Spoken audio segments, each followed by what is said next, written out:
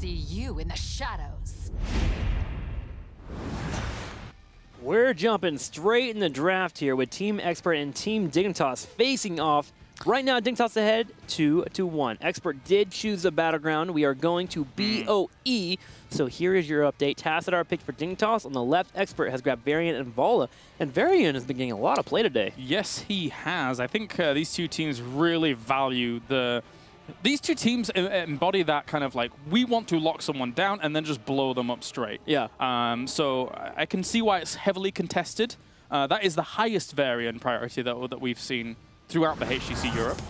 And he just kind of fills that role that ETC gets. Now, granted, ETC's better. It's area effect, he power slides everyone else, but he gets the engage here that these teams love to have so much. Now, to note, Medivh was banned once again, and so is ETC now that we've just spoken about him. So over to Dignitas, they have grabbed Tassadar. They are moving into Tyrael and Malfurion. Interesting enough here on BOE. I feel like the Tyrael takeaway makes Expert not go down the Greymane path, as you need to have some kind of save button for your Greymane.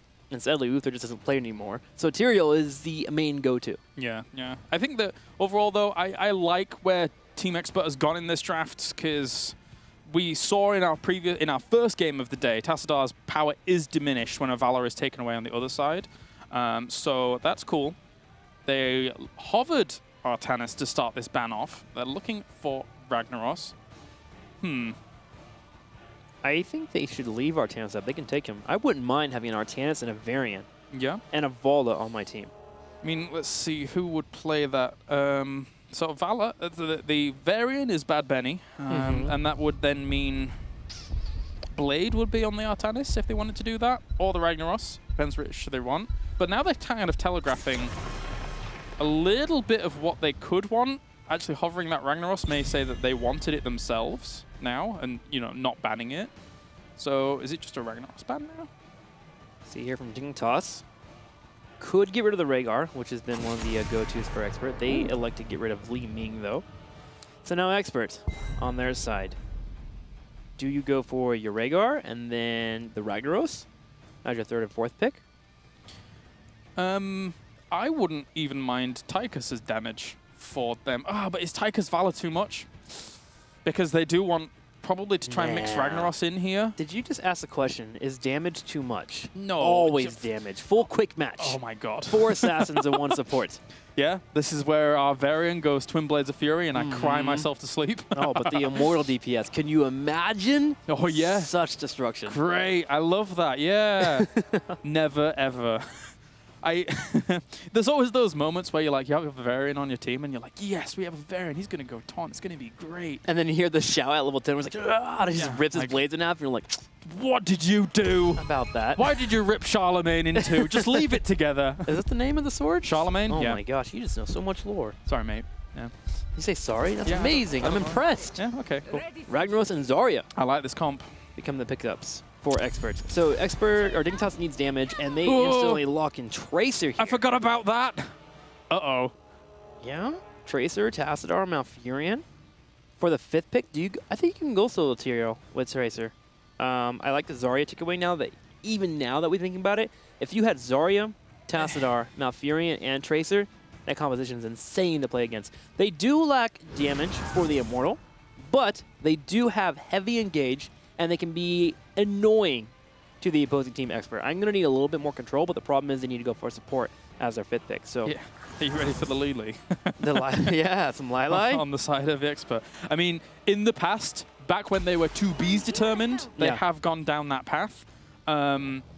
It's good against Tracer, but I think it would have been better suited if they'd have had a support in place and then kind of played some weird pseudo-Lili damage. Yeah. They might still. I think it's a wild card and a shot in the dark that I don't think they should do. I just worry about Tracer against Varian, though. Normally you pick Varian to counter-strike in a Tracer. You're right. So I'm interested to see how this shakes out. I wouldn't mind Brightwing, too. Yeah, that's what I wanted. Varian engage Brightwing Polymorph, and then kill her. I think that's great. Because then the Tracer has no room at all to do much of anything. Curson can play the Brightwing quite happily. What are we on in terms of... Did Rhaegar ever get banned? I mean, they might go down yeah, that you path, go but- Rhaegar for the safe pick, but Yeah. I do like the idea of Brightwing. Just, all right, Tracer, you've been Brightwing's picked. good. Let's delete you. Yeah. You can't be a part of the team ever. And if you do, you get polymorphed and you get taunted here by Variant. They elect to go Uther? It's another targeted stun. True, but it requires you to, be in range. Yeah. So that requires the Tracer to be A, But after the bad, or B, too aggressive. Well, after the challenge and the taunt, you've got the guaranteed follow-up stun as long as Uther's going to be kind of like in the close vicinity, because that buys a lot of time. And you have the Divine Storm lockdown You- to follow it up. Oh, you. That's damage. And you might be able to pick another hero while it's happening. I mean, Nape did go Divine Storm. We have seen that in HGC Europe. Yeah, you go full lockdown comp and just... You eliminate someone, and then suddenly Uther in a 5v4, while everyone kind of knocks on its heels and its cooldown, suddenly in a 5v4, if you have one more member over, Uther suddenly becomes a solid hero, and if he gets picked off, you have the other heals too. Divine Shield, though, if you do actually think about it, Divine Shield, where do you use it here? Do you use it during the Ring of Frost, or do you use it during the Pulse Bomb? Those are the only two options where I'm like, I need Divine Shield. I think you don't go Divine Shield. I'm actually on the Divine Storm train because you've got Zarya. You have a bit more extra oomph in your sustain. Yeah. This is weird. Why am I making a And good you justification invite for Divine them. Storm? Please come fight us. Here is the engage from Varian, the follow-up stun. Well, I think it's hard, but if it does connect with the stun from Uther, and then if the other team comes in to move in to help the Tracer, you just drop the R button, Divine Storm, and then you win the game. This is a really weird spot. It's not to say that Divine Shield doesn't have its place here. It definitely does. There's moments for it. But Divine Storm? All right. Game 4. Let's find out. Will there be a storm or will there be a shield? Here we are on Battlefield of Eternity. Okay. To the left-hand side, needing to bring this game back on their side is Team Expert Curson. Will be on Uther. Excited to see where that goes. Bad Benny on Varium. We'll have ADRD on Zarya. Next up is Blade, going to be playing Ragnaros. And finally, we'll have Nick on Valor with the Monster Hunter build. To the far right, Dignitas here up 2-1 in the series, looking for a Game 3 win. Bakery, JPL on the Tyrael. Snitch will be showing off his Tassadar once again for the day. Mayne will be showing off his Jane. And then last but not last, Xaylia will be Tracer. All right, so the European scene knows Xaylia's Tracer very well, and it's scary. So let's see how it's going to play against the Varian Uther, because that's a lot of lockdown. Xaylia is going to have to absolutely be the playmaker here for Team Dignitas if they're to succeed. Yeah, the good news for Team Dignitas is if they actually handle the initial pressure that comes from Bad Benny and crew, Tracer will just chase them all day for the next 6 to 7 seconds. Just to kind of emphasize that point even more, a lot of times on Hero League, like halfway through last year and towards the end of it, people would see Xaylia in their Hero League games and just ban Tracer first. That's insane. So, yeah. Major comfort pick here. Can Bad Benny handle the pressure that will come from Xaylia? We'll see here as we have the 4-man rotation down here on the bottom. Xaylia so far has been rotating from the top and the bottom just to apply pressure where he can. And I'm excited for it. I am ready to watch this shake out. I'm still a little bit sad that we don't have Brightwing as a 5th pick. I just feel like she would have been so much better here. But I am excited to see some Uther shenanigans. Yeah, they've got to have something up this thing. They're doing a lot of damage to Mene there at the back. The grenades with ADRD being fueled are doing great job here down towards the bottom. So already a good start for Team Expert. That it is. Applying pressure to this bottom lane, and this should be the case for the game. It's right up team fights. I feel like Expert is going to be in a good spot to really just kind of siege upon and control the flow of battle, whereas Dignitas is looking for a major pickoff. That Pulse Bomb will have to be important here for our Tracer. I wonder if Feel the Heat level 1 from Zarya is a response to Tracer being very up in your face as a hero here. So it will do is ADRD's auto attacks will now deal 50% extra damage to people in melee range. So it's also good against the Immortal. True, very true. So there we go. 5 members in the bottom right aggressively. Dignitas sets up for the damage here for Expert. Expert does move over to their own Immortal as well and starts the defense, looking for some kind of engage. Xaylia is dancing back and forth. There goes the nice dodge there. At 4, that will be much harder for him to do, as the Warbringer will be something that Tracer has to dance around.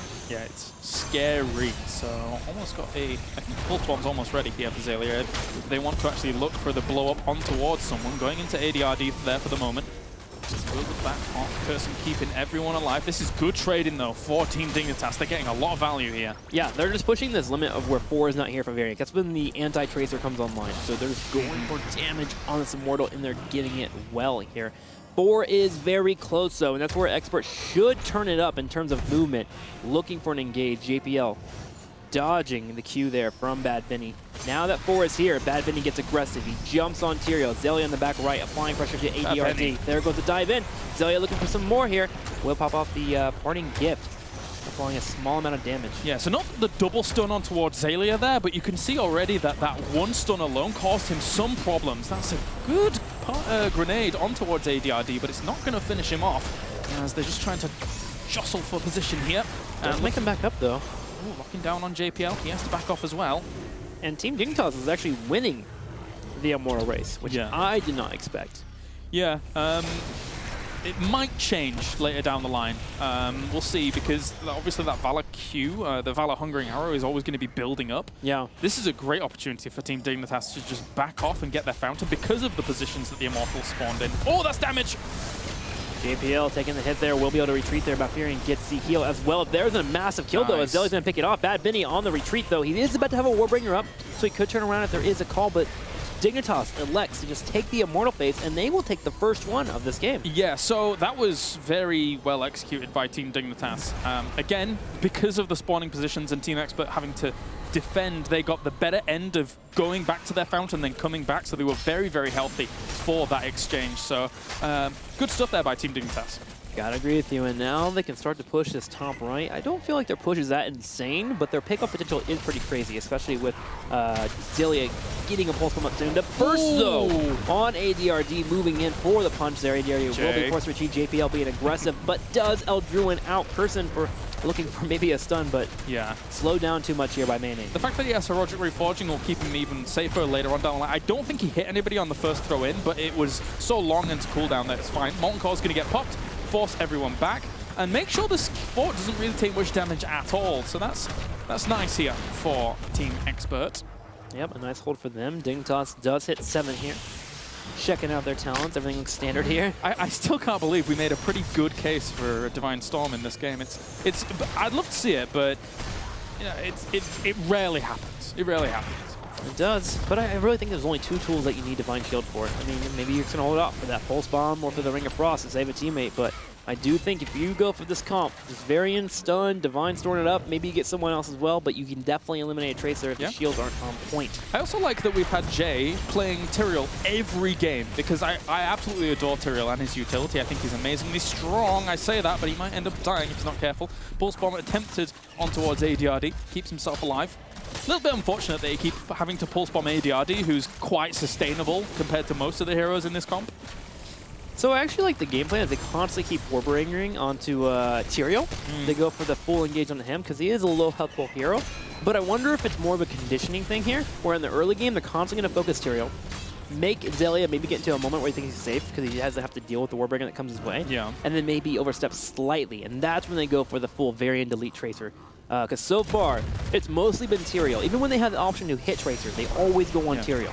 Definitely could be. I mean, for Tracer in this game, I think it's going to be a case of you can't sit around for too long in those backlines. So you're gonna charge up your Pulse Bomb, you're gonna charge in, you're gonna melee Pulse Bomb until level 20, where you might get the level 20 talent where you have to reverse that order, and then just leave the parting grenades, just try and do as much damage with that and then leave. Like, there's no other way, because you will just get absolutely shredded if you stick around for too long. Totally true. And then Mayne, if they ever do have the full engage, if they try to chase Tracer at all, you can have that Ring of Frost come down. Okay, here we go. Level 7 on Varian, live by the sword. All right, I wasn't expecting that to come out. Okay, so that is kind of an indicator here that the it's going to be super tank here and it's trying to hold off your opponent. And it's going to be able to block at least 2 of the hero basic attacks. Kind of hard against Tracer, but still something that could be helpful in the fights. Bad Benny on the right side here is looking at his Immortal. The Immortal is already low though for Dignitas as Team Expert starts to work in those Hungering Arrows. Yeah, an attempted push on towards Zelia there on the Tracer, but nothing to be expected from that. At least they got some good poke there, did Team Expert, as they try and move away from the spot. they had to go to the bottom because the fountain's there, compared to one that they don't have at the top anymore because it got killed off. And Live by the Sword, again, they continue to get value here from Bad Benny, as Tracer can just get that cooldown reduction here available for the variant. Got to see him being aggressive as we head towards level 10. Dignitas does rotate down. Just gonna go ahead and watch for this push that is occurring here from Expert. Find themselves to level 10, but that's likewise why we're seeing Expert really press the issue onto those towers. They absolutely have to catch up right now in terms of that experience. Here's level 10. Here we go. Tyrael instantly goes in. Ring of Frost connects with 2 members. Ragnaros in the back right, but the Immortal will help out in the fight. But Vala does get eliminated, and Tracer has yet to be touched in this fight. Curson falls, and Bad Benny being chased, and Tracer is insanely good at chasing. And that's world-class punishment for sticking around for too long. Yeah. The fact that they just 10 popped and Dignitas instantly went forward.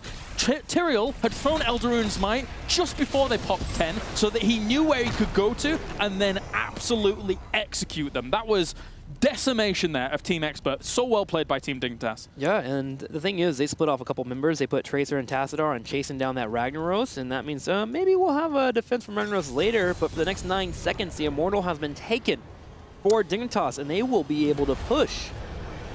All right, so it's Divine Shield. Sorry, Tweeter. We do apologize for getting your hopes up. But that is now going to be the answer to try and deny the combos coming out from Tracer. Yeah. You throw it down on the person that gets pulse bombed. It's very well telegraphed. You can deny that damage super fast. And then from that point on, you try and blow up the Tracer when she sticks for too long. Okay. Bad Benny and the crew are going in for a push. Bad Benny leading the charge here. JPL scaps behind here with the Eldruin. There's the taunt on top of Bakery. Bakery gets hits on Fear Smash. Oh. The Explosion Zone knocks him back as well. And now Expert can turn around. Yeah, start focusing on the Immortal. There you go. Pop the shield straight on towards Blade as he gets put the pulse bomb on. But they did turn their attention very quickly to Team Dignitas on towards Zarya. Likewise now, we have Ragnaros actually falling down for Blade. Bad Benny and Curson under a lot of threat. That's going to be Sanctification, keeping them alive. Uther will fall. That's a 3-for-1 trade in favor of Team Dignitas. 3-for-1 trade, and Zelia is not getting touched in these fights. The shields are constantly on him. He's constantly at full health as well. I like the idea of moving in and getting the backline and taking out a healer and such, but Zelia has been uncontested here, and if he's as strong as the Tracer as you mentioned, and I'm starting to agree with you, he is. You need to do something about that. Yeah, and I can't believe during draft we even forgot about it because of that Tassadar Tracer scariness that can come out when you give it to people like that. Yeah. I think that overall, Team Dignitas just then, in that team fight, adapted very quickly and very effectively. They dropped the Pulse Bomb on towards one target and then blew up someone else. Ooh, speaking of blow up, run away. JPL taking some damage, does retreat. The Parting Gift does not hit Nick there. That could have been a takedown there from Zelia. Now Mercenaries in the bottom, 13 to 11. Dignitas is actually pretty far ahead. The first time that we've seen this large of a gap, I feel like, in the series between these two teams. In draft, they figured out how to defeat Team Expert. The Expert probably could have taken that second game, but a little bit of a mishap. Speaking of mishaps, that's how you deal with the Tracer. That's a great Ring of Frost, though. But the counter Ring of Frost connecting, and that will be a trade on Uther. So Tracer for Uther here. Uther continues the heals, but damage still keeps popping out from JPL and his crew here. 17 seconds till Sanctification, so we can't dive that. But the Mercenaries moving in. Here comes Bad Benny. There goes the counter attack, and Mayne will turn around and help out, killing off Bad Benny. Yeah, they're in their moment, a Team Dignitas here. They're absolutely just kind of walking away with this. That's another kill going down. Of course, JPL's at the front. Everyone gets Molten Swung, but it doesn't matter. Look how much they're sticking around. They're going to go for Blade here. They're going to go for him. Oh my god, that's stun. Leave, leave, leave. Oh. Losing one. I can't believe how much damage just came out there. Yeah, unfortunately. It looked like Dignitas did have a chance to actually take out Blade, as they did sink the Sulphurous Smash. Explosion Zone popping out from ADRD, but Snitch will be able to retreat with the Dimensional Shift. Immortal spawning in the next 5 seconds, but now Expert at least is making some headway. They're about to hit 13. And that's kind of where I said, you know, Dignitas, they're in their moment, they're in their groove, but then they let that go a little bit too far. That could have really hurt if they'd have stuck around for just a little bit longer. And losing the Tyrael, I think they got quite fortunate there. Yeah, that's one of those moments where the groove is just, you're feeling yourself a little bit too much, and next thing you know, the police officer stops by and says, hey, you're speeding, you need to calm down. Yes. Police officer Expert here, slowing down Dignitas for a little bit. But Dignitas still in a good spot, 15 to 13, but they are in danger of losing the Immortal phase here, as Expert has a substantial lead in the Immortal phase. Yeah, and that's the power of later game Valor coming into play. She's almost completed her puncturing arrow at level 4.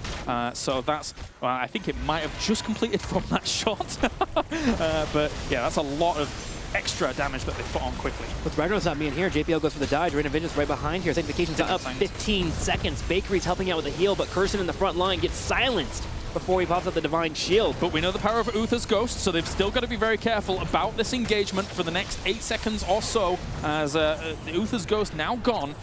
Dignitas can technically re-engage once Jaina has cleaned up the bottom lane. Such a good engage there by Dignitas, because they have mercenaries pushing the top. Yes, the keep is going to be killed off, and that forced Ragnaros to come in and help with the fight, which allowed for the push to continue, because Blade was already there to defend it. So Team Expert has to take this Punisher. If they don't, they're in no man's land.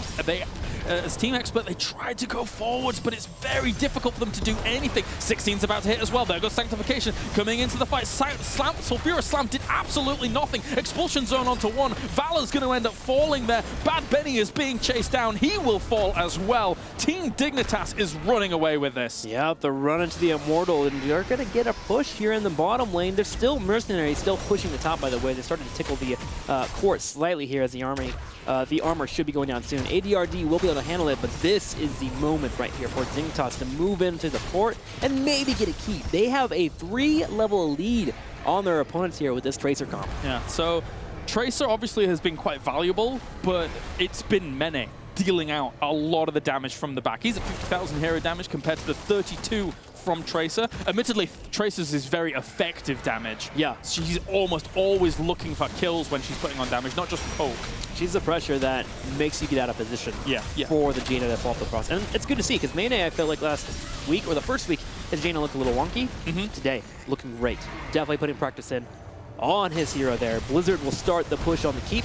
The Immortal with a massive amount of shield should help you able to push down this keep. And watch out for Zelia. JPL on the front line, the holy ground setting up. Yeah, he'll zip in if you give him opportunity. He won't zip in with Molten Cores there, though, just so you know. He doesn't want to get stunned by a Molten Swing for any reason. But that's why we're seeing Blade save it. And could easily use it now. That's going to catch 2 of them on the left-hand side. Bakery just taking a bit of damage, but gets hooked. And that is going to be probably keep falling. Good force wall there. Bad Vinny on the back right side. Sulfura Smash does come out. The Unstoppable does pop as well. Ring of Frost will connect with Uther. Curson here stuck on the bottom left. Here comes Zelia applying slight damage. There's a massive silence once again, but the Divine Shield comes out. Bakery's silences has been on point. The ice block here on Nick. The holy ground as well. Zelia comes in for the kill. He's low on health, but the last second shield will save him. And Dignitas takes out 3 members looking for a 4th as they chase Blade. Yeah, brilliant execution here by Team Dignitas as they try and lock down Bad Benny. Bad Benny tries to lock down Zelia, but that's going to be a pop-on towards Bad Benny, and he goes down. Zelia looking for the plays, kills off another, and that could just be game. That it could. JPL leads the charge. Blade on the side. They spread out instantly to watch out here from the Empower Sulfurus from Blade. Bakery takes the first hit, but the core is already down to 30%, down to 20%, down to 10, and Dignitas will walk away with the series 3-1. And a great victory for them as they move towards the top 3 here in Europe. A lot of question marks revolved around this series as to who was going to be triumphant and who was going to move on. Was it going to be the big powerhouse in Team Dignitas, one of the big 3, or was it going to be Team Expert? They showed glimmers of hope in that series for sure, but Team Dignitas still solidifies themselves as definitely one of the big 3. And a refreshing thing to see. I felt like we came in the series and went to a Game 5, even if Dig won, there would still be the question mark, is Dig okay? Are they still a team here that is so strong in Europe? And they come out in silence. Anyone asking those questions. 3-1 victory, especially after they figured out the draft in game number 1. Oh, yes. It really seemed like Expert came out with a game plan, and they destroyed in game 1. But game 2, game 3, and now game 4, Dignitas just in the lead the entire time. Yeah, Team Dignitas absolutely knew going into that second game that they could have lost it. There, had it not been for the over-eagerness of Team Expert to try and push on towards that middle lane to try and find that fight as quickly as they did. But yeah, it could have been a different series entirely because of that. But Team Dignitas walks away with the win. And the guts too to pick a Tracer into a Varian. Yeah, that's true. I would have never moved down that route. I'm too fearful of that E button. It's the scariest button on the keyboard when Varian is on the field, and they just managed it so well. I mean, Xaylia, what have I got to say? He performed well when he was playing the Zeratools. We saw him on this Tracer as well, a fearsome opponent in the European scene when it comes to that Tracer. Don't give him Tracer. He is really, really good at it, and we just watched that exhibition of Tracer there. Well, let's get the thoughts here from the team captain himself of Dignitas, Bakery. Can you hear me? I can. Can you guys hear me? I can hear you. Bakery, congratulations on your 3-1 victory here over Team Expert. We got to go with the simple one. How does it feel? See, I don't say this often, but this really feels great because a lot of people for a long time were saying like, oh, Expert are better than Dignitas, you know, they're like the up-and-coming team. And it feels so good to be able to finally say, like, no, we're still top 3, guys. Like, well, we're still good, honestly. I want to follow that up. Was there any fear going into this matchup that you guys may lose to Expert and start have to deal with those questions that the community would be asking? It's like, not really. Like, we weren't especially scared of losing, and if we did lose, that would just mean we had to face Fnatic and win next week. So we weren't really scared as such, but we were definitely cautious, yeah. Awesome. So yeah, I mean, I was confused as to whether or not you guys were gonna win or Expert was gonna win, but you guys definitely solidified that position there. I want to ask about the draft patterns because it's a little bit. Between you two guys, at least, it's a little bit different from Expert's side compared to the other teams in Europe. What did you make of letting Tassadar through as much as they did? So, obviously, their plan with letting Tassadar through, which they haven't done in any other games in the HGC, and obviously no other team is doing, I think that was just trying to throw us off. Like, I think in the interview last week, ADRD said we're going to take them to different maps, we're going to do different things, just try and throw them off. And I think we can beat them. And it was a really good strategy, I gotta say. It did definitely work really well. We were unsure of ourselves, and I think that definitely showed in game 1. That was definitely a mishap in draft there. I just want to ask you about the confidence levels you guys have of picking Tracer into Variant. Am I missing something, or is Xaylia that good on that hero? No, Xaylia's just that good. Okay, all right. I just want to make sure I'm not screwing up in my drafting phases when I pick my Tracer into Variant in the future. I'm like, well, Dignitas did it, so we're good to go. That's it, man. Thank you so much for spending time with us. And again, congratulations to you guys. Obviously, next you're facing off against Fnatic, so good luck with that. But any major shout-outs before we let you go? So obviously, shout-outs to Team Dignitas, shout-outs to my team and Xaylia. We had a great series today. And of course, shout-out to Heroesoft, and you can follow me there. Awesome, man. We will definitely follow you. Again, congratulations to Team Dignitas as they'll be moving up in the standings. A well-earned victory indeed. And I'm just glad we got to watch this series. A wonderful weekend. Let's take a look at these standings and see where Dignitas is actually standing after that victory. Here, and still in 4th place, but they are creeping on Fnatic. They actually face off against Fnatic next in the next matchup between those guys. So 3-1 tie between Expert, Fnatic, and Dignitas. Obviously, match wins do affect it overall. Expert still in 2nd place, but still crazy stuff. That's correct. The big fixtures really don't end with today. Obviously, Dignitas versus Expert being a very important match, but Expert down the line now needs to go up against the likes of Fnatic, the likes of Misfits to see if they can eke out some wins there. It's going to be very difficult. And likewise, as Bakery said there, when he plays, when Team Dignitas plays against Team Fnatic, that's going to be a big one too. Yeah, I mean, today's matchup was just a catalyst to start of all the fun stuff we get in the next couple of weeks with Expert taking on Fnatic, then Dignitas taking Fnatic. Let's find out what we're watching tomorrow on Sunday, the last day of Week 3 here at the HGC. Fnatic versus Team Expert tomorrow to start the day off on Sunday. Afterwards, we get Tricked Esport taking on Synergy. It's going to be good. Yeah, it's going to go really good one too, is the best way to describe it in terms of like those two teams really matching up against one another probably quite nicely. Yeah, North America will of course be afterwards, Gale Force Esports and Team 8, and then B-Step taking on Team Freedom. But how lucky are we to get these amazing games here in Heroes of the Storm? Europe is just shaping up nicely. I mean, this series for me didn't disappoint. That could have quite easily gone to 5 games if we'd have seen Team Expert actually take Infernal Shrines. And for them from that point on, it could have been anyone's ball game. But a great series to end our day. Awesome. Well, Day 2 in Week 3 ends today. Thank you so much for joining us here at the Heroes Global Championship. We'll see you tomorrow.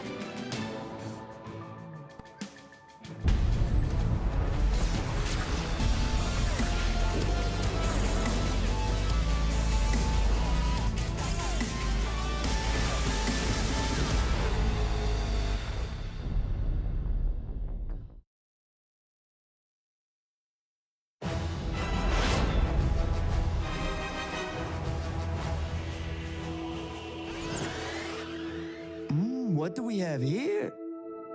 Let's get this promo tour started.